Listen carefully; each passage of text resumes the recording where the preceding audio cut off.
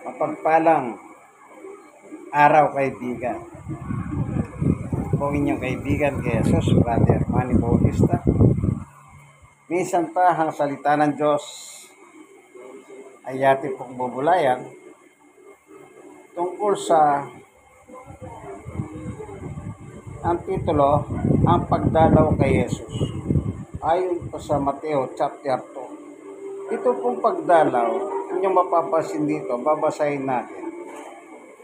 Yung mga dumalaw, yung tatlo, yung tinatawag nilang tatlong pantas, iba po ang kanilang kasaysayan.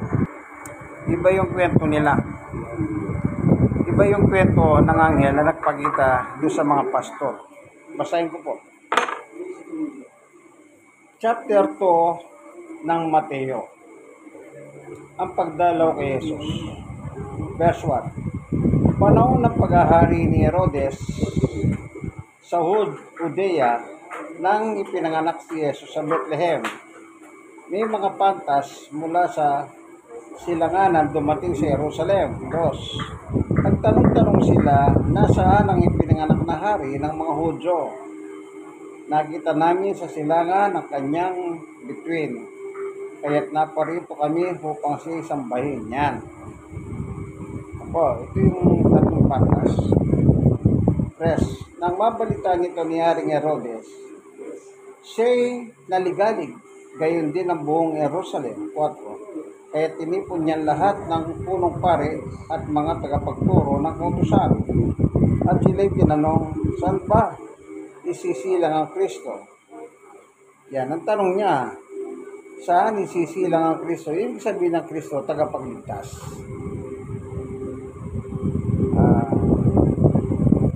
Verse 5. Tumuko sila sa Bethlehem po, sapagkat ganito ang isinulat ng propeta. Ito po yung hula. 6. At ikaw, Bethlehem, sa kupay ng Huda, ay hindi pinakahamak sa mga pangunahing bayan ng Huda, sapagkat sa iyo'y magmumula ang isang pinuno na mamamahala sa aking bayang Israel. Yan. Hula. Pamumunuan niya po ang bayan ng Israel. 7. Nang babati nito, palihim na pinatawag ni Herodes ang mga pantas at tinusisa kung kailan lumitaw ang bituin. 8. Pagkatapos sila'y pinapunta niya sa Bethlehem na ganito ang bilin. Hanapin ninyong mabuti ang sanggol, sapagkat ay kapag natagpuan ninyo siya, ipagbigay lang agad ninyo sa akin upang ako man ay pumunta roon at sumamba rin sa kanya. 9. Pagkarinig sa bilin ng hari, sila ay nagpatuloy sa paghahanap. Ang bituin na nanguna sa kanila mula sa silangan ang pumigil sa tapat ng kinaroroonan ng bata. Kasi ninyo po, bata na, hindi na po sanggol. Ganon na lamang ang kanilang kagalakan na makita ang bituin. 11. Pagpasok sa bahay, nakita nila ang bata sa piling ni Maria at kanyang ina.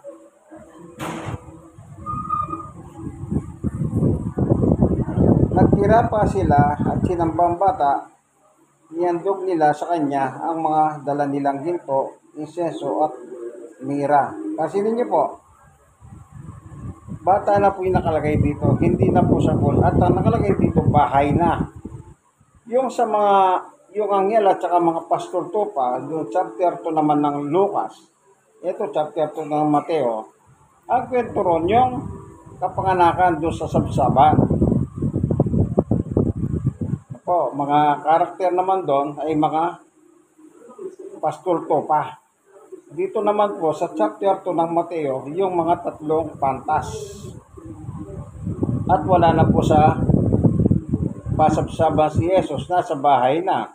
Kasi bata na po ang nakalagay dito, hindi na sanggol. Hindi kagaya nung sa chapter 2 ng Lucas, doon sa mga hangel ay ano pa, pastor to pa, sanggol.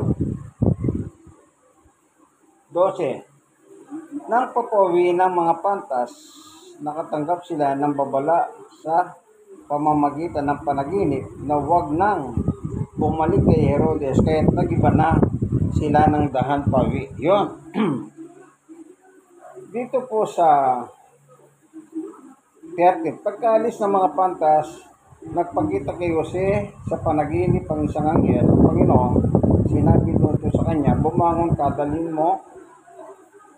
mo agad sa Ehipto ang iyong mag-ina, at huwag kayong aalis doon hanggat hindi ko sinasabi, sapagkat hahanapin ni Herodes ang bata upang patayin. Bumangon nga si Jose, at ng gabi rin iyon, dinala niya sa Ehipto ang mag-ina. Doon sila nanirahan hanggang sa mamatay si Herodes. Sa gayon, natupad ang sinasabi ng Panginoon sa pamamagitan ng propeta, tinawag ko ang aking anak mula sa Ehipto. Kaya pala itong si Haring Herodes, binilinan niya yung mga pantas. Pag nakita ninyo, sabihin nyo sa akin, upang ako rin ay makasamba sa kanya. Pero meron siyang mahitim na balak. Ang balak niya ay patayin ang bata. Bakit? Kasi dito po nakalagay, sa verse 2, nagtanong-tanong sila, nasaan ang ipinanganak na hari ng mga Hudyo? Nung panahon na yun, hari si Herodes. Alam niyo po sa lugar nila, sa Middle East po ito, Middle East. Wala pong doon, ang umaalili sa isang leader, yung anak. Yung hari. Yung nagiging hari, yung kanyang anak, successor. Pero dito, nang marinig ni Herodes na merong haring ipinanganak, hindi mula sa kanyang lahi. Kaya, anong sabi? Nang mabalitaan nito ni Haring Herodes at siya'y naligalig, gayon din ang buong Jerusalem. Yun. Isipin mo, ari ka, alam mo, papalit sa'yo, anak. Yung anak mo, pagkatapos malalaman mo, dumating yung mga tatlong pantas na nagtatanong, nasaan ang ipinanganak na hari? Natural, nung marinig ni Herodes yan, pakunwari niyang kinausap yung mga pantas, tapos sakaling makita nga siya, i-report nila sa kanya. Para ako naman ay makasamba rin, sabi nila. Pero, siyempre, alam ng Diyos ang kaisipan ni Haring Herodes. Kaya sa panaginip, kinausap sila ng anghel ng Panginoon na umiba kayo ng dahan, huwag na kayong babalik pa kay Herodes. Kasi pag bumalik sila kay Herodes, natural, susundin ni Herodes kung saan sila nagpunta at baka matagpuan nila yung bata at kanyang papatayin. Anong nakalagay dito? Pagkahalis ng mga pantas, nagpakita kay Jose sa panaginip ang isang anghel ng Panginoon. At sinabi nito sa kanya, bumangon ka, dalhin mo agad. Kita niyo po, antimano, agad. Sa Ehipto ang iyong mag-ina, at huwag na kayong aalis doon hanggang hindi ko sinasabi, sapagkat hahanapin ni Herodes ang bata upang patayin. 14. Bumangon nga si Jose, at ng gabi ring iyon, dinala niya sa Ehipto ang kanyang mag-ina. Kita niyo po, natutulog na po sila. Nang bigyan sila ng babala ng anghel ng Panginoon sa pamagitan ng panaginip, ito ko si Jose. Kaya right away, kahit gabi na, bumangon siya para dalhin sa Ehipto o Egypt ang kanyang mag-ina hanggang mamatay si Haring Herodes. Pero, sa kasaysayan, anak pa rin ni Herodes ang bumalik, kaya natakot pa rin bumalik si next chapter na po yun. Next chapter na, no? Yung ang pumalit kay Herodes, yung kanyang anak, no? Kaya natakot si Jose na bumalik. Kasi nga, yung anak yung bumalik. Yan. Dito po yung kasaysayan ng Pasko. Sabi nila walang Pasko. Sabi nila. Pero yung kasaysayan ng Pasko, ito nakasulat sa Biblia. Ano yon? Merong isang anak na isinilang. Sino po yung isinilang na anak? Wala pong iba kundi si Jesus ang Panginoon, ang tagapagligtas. Kung walang Pasko, walang tagapagligtas. Paano ngayon, kaibigan? Kayong mga naniniwala na walang Pasko. Ibig sabihin, wala kayong tagapagligtas. Kawawa naman kayo. Kasi meron pong mga reliyon na walang Pasko. Halimbawa, yung mga Muslim, hindi sila naniniwala sa Pasko. Yang saksi ni Jehovah, hindi rin naniniwala sa Pasko. Yung Iglesia ni Cristo, kay yung mga Felix Manato, hindi rin sila naniniwala sa Pasko. At marami pang ibang reliyon na hindi sila nagdidiwang ng Pasko. Sabihin, hindi kasi sila naniniwala sa Pasko. O paano ngayon? Ang ibig sabihin ng Pasko, kapanganakan ni Jesus. Ayon po sa Webster Dictionary, kung may dictionary kayo, ako wala akong hawak. Pero, yun po yung nakikita kong kahulugan ng Pasko. Kapanganakan ni Jesus, so sa wikang Ingles, Christmas is Christ's birth. Kung walang ipinanganak na bata, wala pong tagapagligtas. Kasi ang papel ng Jesus, tagapagligtas. Kaya nga sabi ni Herodes, nasaan ang Kristo? Saan ipinanganak ang Kristo? Kasi nababasa po nila sa kasaysayan, nakasulat talaga, mayroong Kristong darating. Kaya yun yung sinabi ni Herodes, nasaan ang Kristo? Saan ipinanganak? Ibig sabihin ng Kristo, tagapagligtas. Savior, mananobos ng sangkatauhan. Halimbawa, titignan natin yung sulat ni Pablo sa Galatia 4:4. Anong nakalagay doon? Basahin po natin.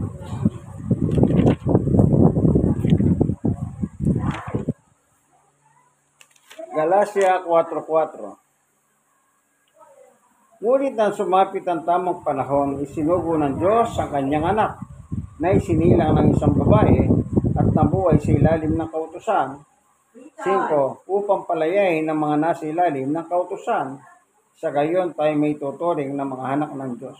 Kita niyo po?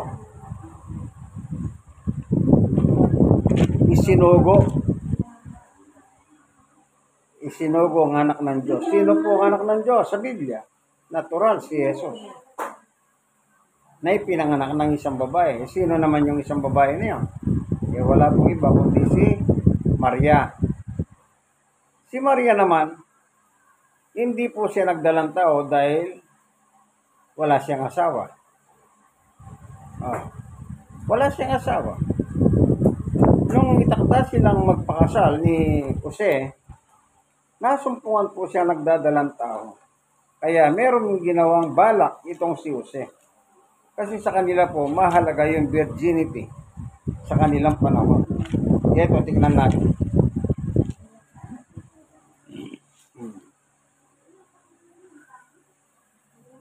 Dito sa chapter 1 naman ng Mateo, verse 18. Ito ang kaganapan ng ipinanganak si Yesu Cristo.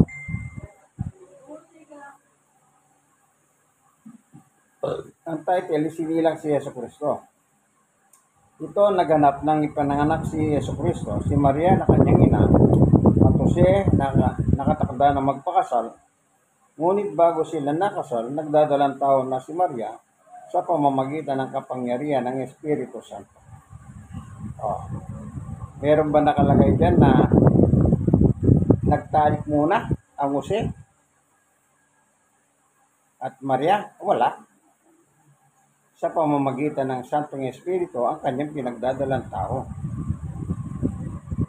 Subalit sa 19,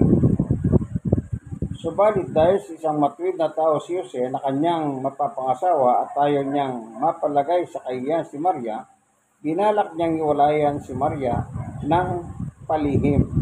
20. Ngunit habang pinag-iisipan nito ni Jose, nagpakita sa kanya sa panaginip ang isang anghel ng Panginoon. At sinabi nito sa kanya, Jose, anak ni David, huwag kang matakot na pakasalan si Maria, sapagkat ang sanggol na dinadala niya ay mula sa Espiritu Santo. Kaninon mula? Espiritu Santo. Kaya ang Yesus na pinanganak, hindi po siya tao. Kasi hindi siya nagmula sa laman at dugo ng tao, sapagkat walang namagitan sa pagitan ni Jose at Maria. Sunod, 21. Magsisilang siya ng isang batang lalaki, Jesus ang ipapangalan mo sa sanggol, sapagkat ililigtas niya ang kanyang bayan sa kanilang mga kasalanan. 22. Nangyari nga ang lahat ng ito upang matupad ang sinabi ng Panginoon sa pamamagitan ng propeta. 23. Maglili ang isang babae, ang isang birhen at magsisilang ng isang sanggol na lalaki at tatawagin itong Emmanuel. Ang kahulugan nito'y kasama natin ang Diyos. 24. Nang magising si Jose, sinunod niya ang utos ng anghel ng Panginoon at pinakasalan niya si Maria. 25. Ngunit hindi niya sinipingan si Maria hanggang sa magsilang ito ng isang anak na lalaki at Jesus nga ang pinangalan ni Jose sa sanggol. Maliwanag po yan, kaibigan, ayon po sa Magandang Balita Biblia, Catholic Edition. Mapapansin ninyo, walang bahagi si Jesus sa laman at dugo ni Jose at ni Maria. Kasi hindi sila nagtalik, hindi sila nag-honeymoon, kundi ang kanyang dinadalang tao ay mula sa Espiritu Santo. Kaya kung ipipilit yung tao, magkakamali po kayo, lalabas tao din po ang Diyos sa langit. Kaya ang kwento ng Pasko ay biblikal. Bagamat wala po nakalagay na Pasko o Christmas, letra por letra, pero yung meaning, yung kahulugan, yung event, nakasulat sa Biblia. Anong event ng Pasko? Merong isinilang na bata na pinanganak ng isang babae, dalaga, birhen, na walang iba kundi si Maria. Upang siyang ating maging taga-pantubos ng kasalanan natin. Maliwanag po ang kasulatan. Hindi po tayo dapat magpaloko. Binasa ko lang po yung nakalagay sa Biblia. Wala pong labis, walang kulang, hindi ko dinadagdagan, lalong hindi ko binabawasan. Kung meron kayong ganitong klaseng Biblia, basahin nyo po kung hindi totoo yung binasa ko at sabihin nyo sinungaling ako, mag-comment kayo dyan sa ibaba. So, yung Pasko, biblical pala. Ngayon, pag hindi ka naniniwala sa Pasko, wala kang tagapagligtas. Bakit? Walang Pasko sa iyo . Ang diwa ng Pasko, ang kapanganakan ng tagapagligtas, ang Mesiyas, na walang iba kundi ang Panginoong Jesucristo. Yung sinabi ni Herodes, saan ipinanganak ang Kristo?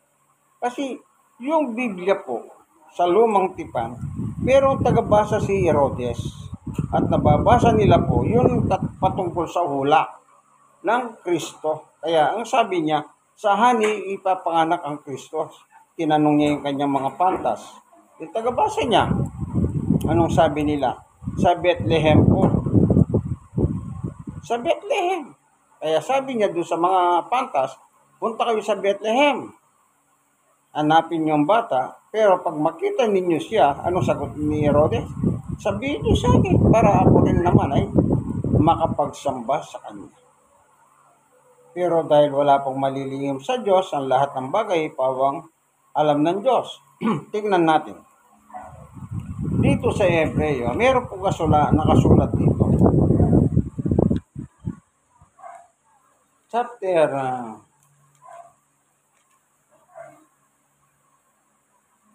ito.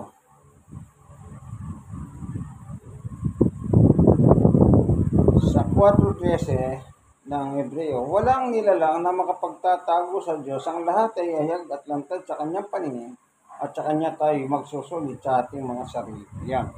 Lahat hayag. Yan laman ng puso natin, ang isip natin. Alam na ng Diyos yan. Diyos eh. Kaya alam niyang lahat.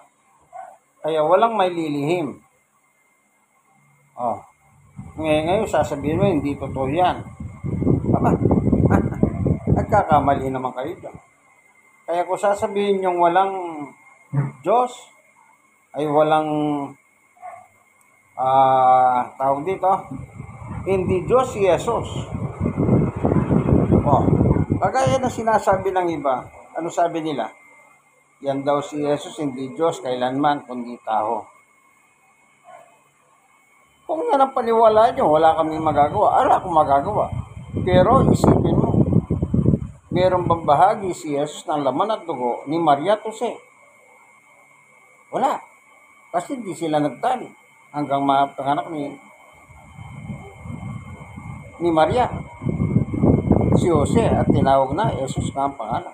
Kaya nang binili ng anghel ng Panginoon sa kanya na Jesus ang ipapangalan mo sa sanggol. O ngayon. At isa pa, kapag pinilit mong tao si Jesus, lalabas, tao ang Diyos sa langit. O, papayag kayo, ang Diyos sa langit ay tao. Pero, wala nakalagay sa Biblia na meron tao sa langit. Bakit po? Si Jesus mismo nagsabi, walang tao sa langit. O, basahin ko.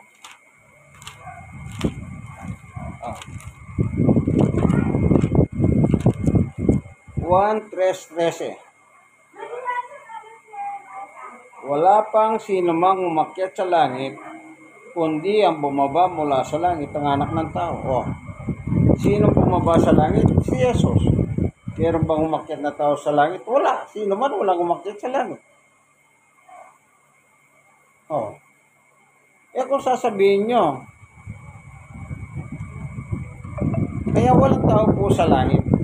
Kung ipipilit niyo yung tao si Jesus, lalabas ang kanyang ama, ang kanyang Diyos, ay tao rin. Pero sa nakatira ang Diyos. Sabi ni Jesus sa Mateo 6:9, Ama namin, nasa langit ka, sambahin ang iyong pangalan. Oh. Nasaan daw ang Diyos? Sabi ni Jesus, ayon sa Mateo 6:9, Ama namin, nasa langit ka. Nasa langit. Ibig ba sabihin may tao sa langit? Wala po. Yung langit na tinitira ng Diyos, dako ng mga banal yun, santo. At nandun po ang Diyos. At doon din nagmula si Jesus, yung Mateo 4:4, nasugoy ng Diyos ang kanyang bugtong na anak. Sa nagmula yun, di natural sa langit. Oh. Kung ang Diyos ay tagalangit, naturalmente, ang isinugo niyang anak ay tagalangit din. Oh.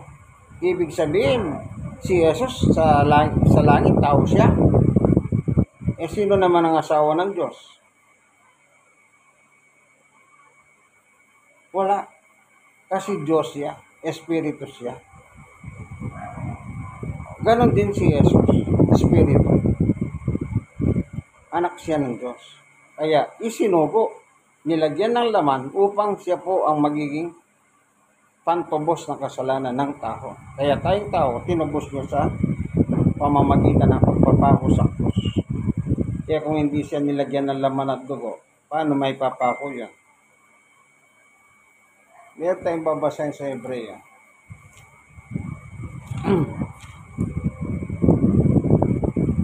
Ano sinabi niya?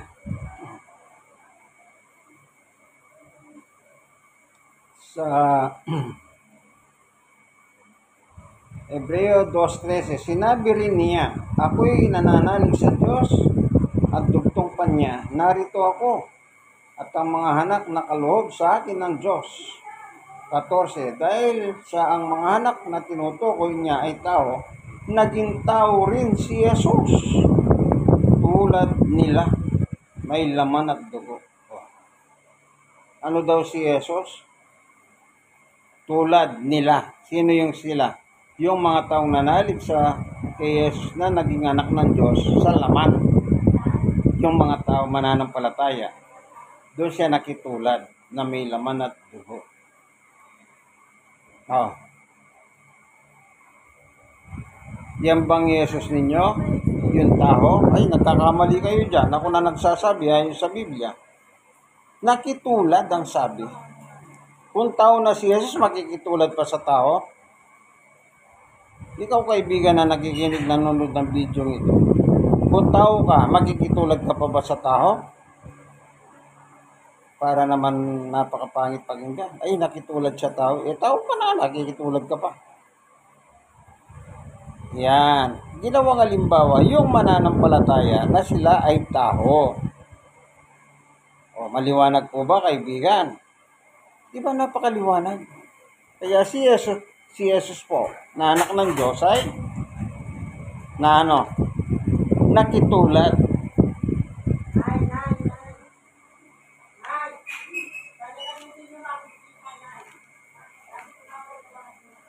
Ito pa. Filipos 2:6 o 5. Naway magkaroon kayo ng kaisipan na tulad ng kay Kristo Jesus. 6. Kahit taglay niya ang kalikasan ng Diyos, hindi niya pinagpilit ang manatiling kapantay ng Diyos. Ano daw si Jesus? Taglay niya ang kalikasan ng Diyos. Ano ba ang kalikasan ng Diyos? Di po ba Diyos o tao? Kayo. Sagutin niyo. Ano bang kalikasan ng Diyos? Di po ba Diyos? Oh. Sa Colosas.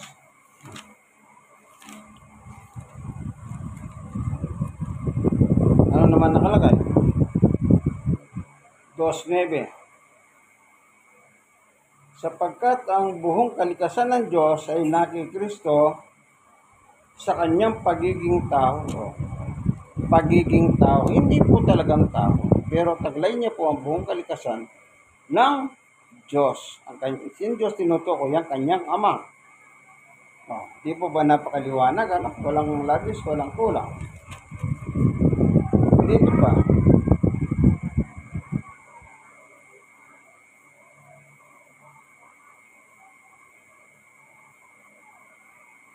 Colosas 1:19, sapagkat nilarapat ng Diyos na buong niyang kalikasan ay manatili sa anak. Ano po ba yung buong kalikasan ng Diyos? Hindi po ba Diyos? Anong sabi ni Pablo? Manatili sa kanyang anak. Kung ang Diyos po ay Diyos, ang kanyang likas na kalagayan ay manatili sa kanyang alangalin. Yung pagiging kalikasan ng Diyos. Ano siya? Diyos. Kaya hindi nyo po pwedeng lukuhin ang inyong sarili sapagkat ang lahat ay mahayag sa katotohanan. Ano po? Kaya lagi nyo tatandaan, kaibigan, wala po ako sinasabing masama. Sana kung hindi po kayo naniniwala sa Biblia, bahala kayo. Pero kung ano yan nandyan, yun nakakapinaniniwalaan. Si Jesus po, kayo lang naman ang magulo eh. Kung may pilit ninyo, may pilit ninyo. Pero ang totoo niya, kahit anong pilit ninyo, lalabas na mali pa rin kayo. Tandaan niyo po, pag nagkamali po kayo ng pananampalataya kay Jesus, meron pong impyerno. Doon po ilalagay ni Jesus yung hindi maniniwala sa kanya. Kahit ginagamit niyo pong pangalan niyo, ilagay ninyo sa inyong simbahan. Ilagay nyo na lahat. Gusto nyo, Jesucristo, bahala kayo. Pero kung inyong paniwala ay iba sa nakasulat sa Biblia, matakot ka, kaibigan.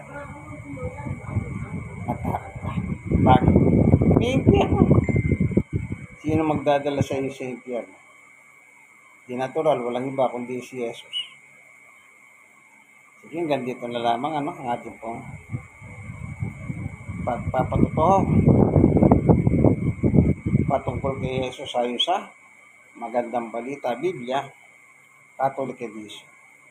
Maraming salamat po sa iyo, Panginoong Diyos, sa katotohanan na binahagi mo sa amin sa oras na ito. Kung sakali man po ng mga taong nanonood, nakikinig ng video ito, iba po kanilang paniwalaan. Baguhin mo po sila. Salamat po. Sa iyo kami lubos ng titiwala, ho Diyos, sa ngalan ng aming Panginoong Yesus. Merry Christmas po sa inyong lahat. Ito po inyong kaibigan, Jesus, Brother Manny Bautista. Minsan pa, Ito po ang inyong programa, ang tunay na pagbubulgar ng katotohanan. Po salita ng Diyos sa isa, magandang balita, Biblia, Catholic Edition. God bless us all. Bye!